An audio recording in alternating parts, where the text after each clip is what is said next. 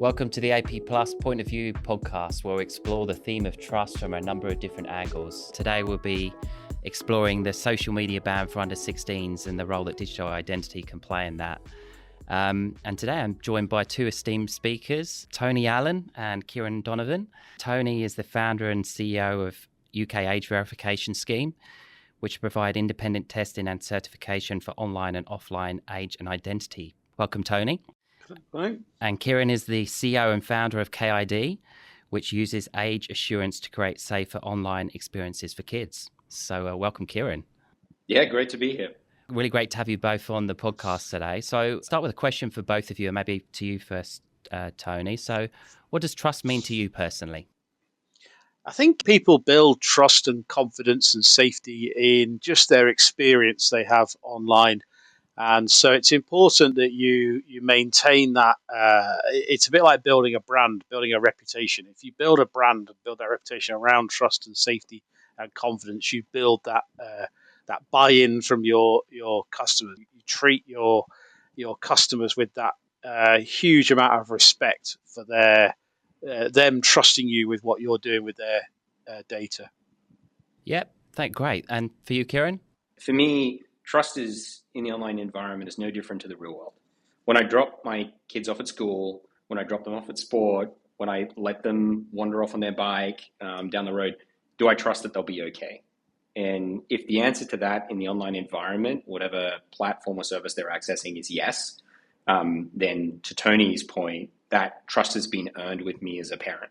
Yeah, so just maybe on that thing, I'm a parent myself, and then like you say, kind of verifying, under 16s is really important. So maybe just expand a bit on that. Why is age verification important, especially in the online context? Yeah, absolutely. I mean, we kind of look at it in reverse, which is ultimately what is the platform designed to do? What is the experience designed to be for the particular user?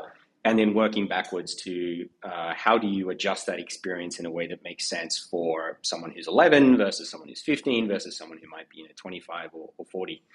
And so what age verification does is it helps you know with confidence how old that user is coming in so that you can then adjust the experience accordingly. Most of what we do, or everything we do, is around inclusivity. How do we make the experience inclusive for kids? How do we make it an empowered experience for kids? So to me, verification is very much about how does it enable and unlock that empowerment versus other use cases, which might be about how do we make sure that things are perhaps inaccessible or protective of kids or teens in a different way. Yeah, what about you, Tony? What's your thoughts? Yeah, well, I mean, age verification is, you have to say it's nothing new. I mean, we've had age restrictions on alcohol and tobacco for over 100 years. And even when you come to the online world, we've had age restrictions on online gambling and purchase of weapons and stuff like that since the internet came around. I think what's become quite new is the role of age assurance, age verification. I think even only about not more than about 10 years ago, age verification was still largely done by taking a picture of your driving license or your passport and emailing it off somewhere, and someone was looking at it and going, yeah, that looks like a driving license or a passport. No idea whether it was yours, no idea what it related to. That was how age verification was done. In the last 10 years or so, we have seen a boom in highly privacy preserving, so you're not risking your data as much, and much more technologically advanced approaches to age assurance that don't necessarily mean you to go and dig out your passport from the cupboard under the stairs. So, question for you, Tony. In a world first, the Australian government is looking to ban social media for children under the age of 16. So can you explain what's happening today with the initiative? So we're responsible for the age assurance technology trial, which has been commissioned by the Australian government to explore whether or not there are technologies out there that will work. The age assurance trial is not just about age verification. It's about the three types of age assurance, which are age verification, where you go and find someone's date of birth, wherever that might be held, and from that you can calculate how old they are. Age estimation, where you look at features of humans that vary with age, so face, voice, hand geometry, size of ears. There's all sorts of things that vary with age. And then the third one is age inference, which is where you establish any other fact, which isn't a date of birth, but from that it's reasonable to infer something about their age. So, they're in year 9 at school, or they've got a mortgage, or they have a credit card, or whatever that fact may well be. And we also look at the combinations of those, something called successive validation. But we've also been asked to look at something which Kieran was talking about, which is the concept of parental control and parental consent. Yep. And parental control is where you effectively set some things in advance, some signals to be picked up by the gaming platform or the social media platform. And parental consent is how you might deal with an age assurance result, which indicates that the person is actually under the age limit, whatever that age limit is. And then you effectively might seek the consent of a parent or guardian for them to be able to continue. So that whole range of stuff are part of the trial. Yeah, I mean, you talked about looking at technology as part of this for age verification. What role could digital identity play in that kind of verification and that technology? Well, there's a couple of things I would say first of all. So one thing to bear in mind is that identity assurance is very different to age assurance. They are two different things. They start from different places. Identity assurance is I am Tony, and here's my evidence. And age assurance is I'm over 21, or I'm over 13, or I'm under 65, or whatever the age gets. And for that, you don't need to know who I am. And what we're seeing emerging, whether it's through the mobile driving licenses or if it's through the further development of government IDs, digital IDs and digital wallets, is the concept of verified credentials and being able to selectively share just a verified credential. At the moment, mobile driving licenses, it shares the whole lot about your driving record, your name, your address, what types of vehicle you're allowed to drive, the whole lot. The new Part 7, when it lands, enables you to be able to do selective sharing, and it also enables you to be able to do derived credentials, and that is where you've got your date of birth on your driving license, and you could derive a credential to say that I am over 18, and then you're just sharing a limited piece of information. So actually, the role of digital identity is about anchoring the proof of those verified credentials. It's not necessarily about sharing your identity or what you're doing, and that can be really, really important. Yeah, I mean, you touched a bit on government, and government has its own form of digital ID, but there are other forms of digital ID, such as Australian Payments Plus, Connect ID, which is also available. Why is it also important to have not just government, but private sector ID solutions in market as well? I think it's important to have choice available so people can select where they want to go to. And some people are more trusting of their bank than they are of their government, and some people are more trusting of Google or Apple in the wallets that you use every day for payments and that sort of thing. Some people want to do this in an entirely different way, and so providing that trust and choice is quite important. Kieran, anything from your perspective?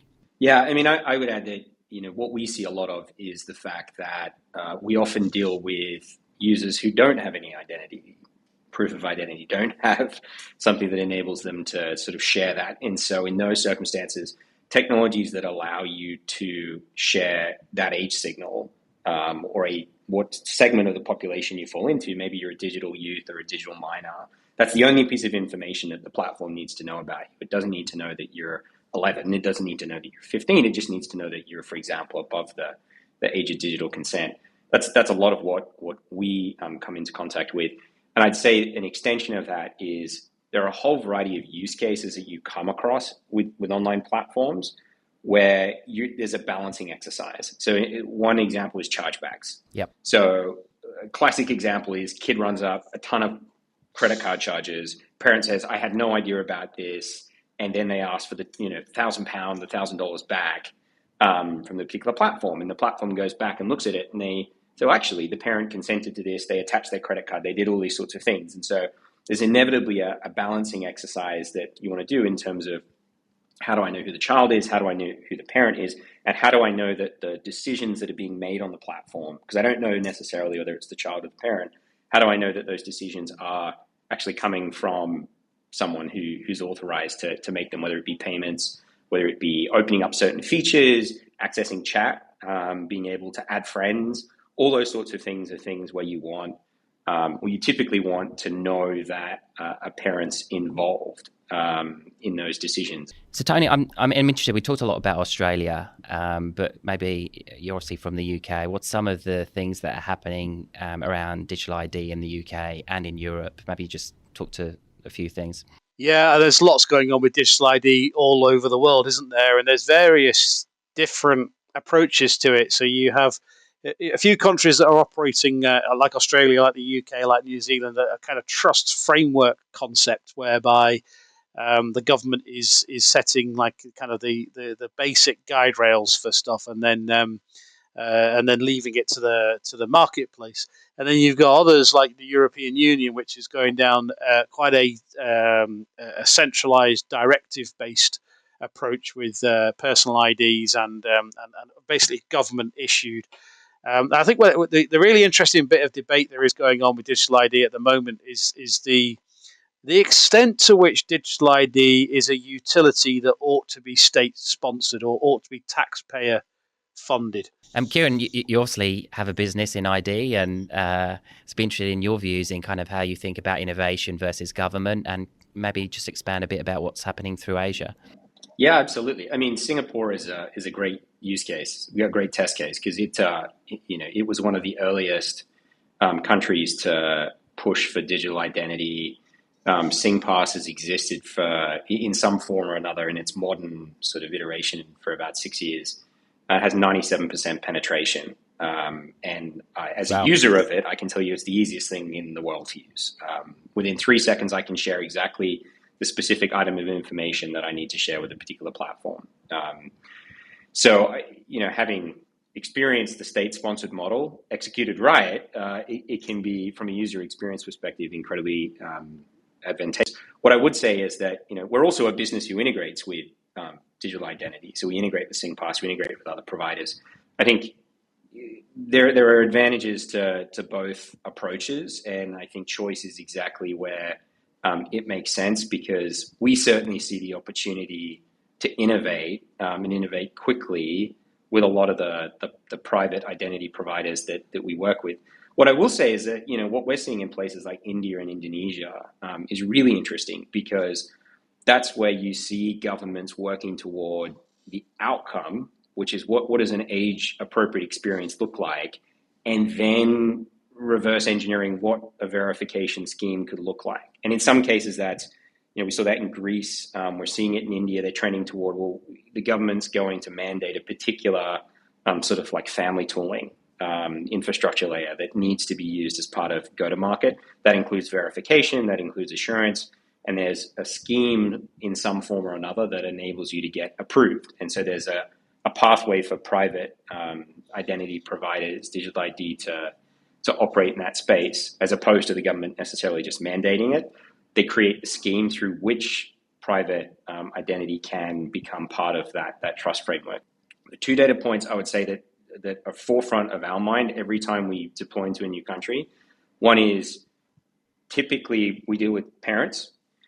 Parents will inevitably want to stop their kid nagging. And so if their kid is nagging to get access to something, and they're not necessarily allowed to get onto a particular platform because they might be too young, the data tells us that somewhere between 70 to 80% of kids on platforms where there is a minimum age of 13 or 15 or 16 are on there with their parents' permission. Yep.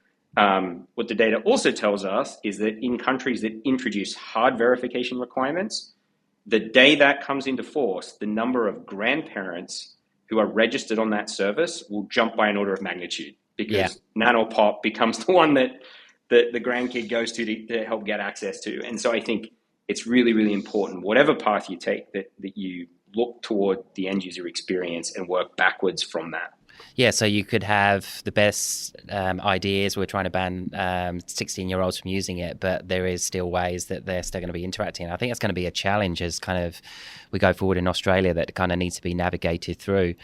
And just listening to you both, I think it kind of drew some parallels with what's happening in Australia. I think you do need the government playing a role around ID.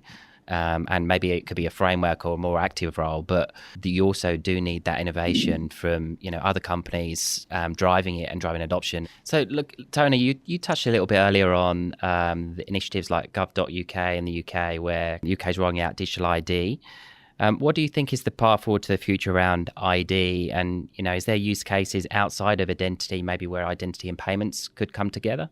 We have a rather antiquated set of licensing laws in the UK that require, if you appear to the person to be under what they call a challenge age, which is typically 25, then you have to produce ID, and the ID you produce has to contain a holographic mark or an ultraviolet feature. It effectively rules out digital ID, and there's been an announcement by the government just before Christmas that they were going to change this to enable digital ID.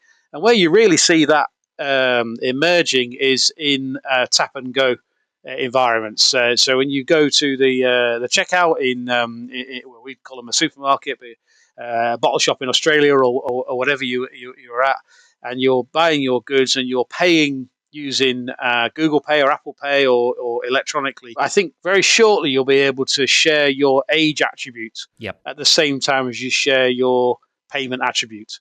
And that means that the checkout and the till, because you're authenticated to that device, can then make some decisions about your age at the same time as whether or not to complete the transaction. There are a couple of big advantages for merchants there. One is that it's a smoother experience, and therefore you can get more customers through the till. But here in the UK, the statistics are that there are more than 300,000 incidents every year of violence and abuse towards shop workers as a result of challenging for ID. And that's the ones that are reported. Wow. Imagine how few are actually reported. And that ranges from, that has ranged from a bit of verbal abuse up to murder. There's been 2 or 3 murders over the course of the last 10 years of shop workers that were started by challenging for ID. If you can use technology to take that human out of that loop, you protect the human that's having to challenge and get that authorization, as well as protecting the community from underage drinking and the health consequences of children buying alcohol and tobacco and things like that. So there's a number of advantages to using technology more effectively, not just the economic advantage of being able to get more customers through the till. Yeah, it's a big social impact as well, I think, exactly from what you're saying. I guess lastly, Kieran, I'm just interested in anything you've seen around identity and payments coming together. So, we see it come into effect when we talk about parents. Most of the parents that we interview and a lot of the research we do tells us that, and I'm a parent, you're cool with your kid going onto certain platforms as long as you have a degree of awareness of what's going on and you trust them. We're also actually seeing better willingness for parents to spend. And so this was an unexpected result of integrating our technology into certain platforms, which was when parents said, well, I'm actually more willing to spend on this platform now that I know what my kid's up to, who they're talking to, that they're okay. This is a trusted platform. This is a trusted space for them to be in. And so I'm more willing to part with that. And so I think that is inherently connected to that validation, that verification of identity, but also the trust that earns with the parent. Well, look, thank you. I just want to say thanks to both yourself, Tony, and you, Kieran. I think with the social media ban coming in later this year, there's going to be a lot of risk and opportunity to kind of work through as that kind of hits the market. But it sounds like we're confident in the underlying technology that's in place or will be in place. So thank you very much for your time. Thank you. Yeah, great to be here.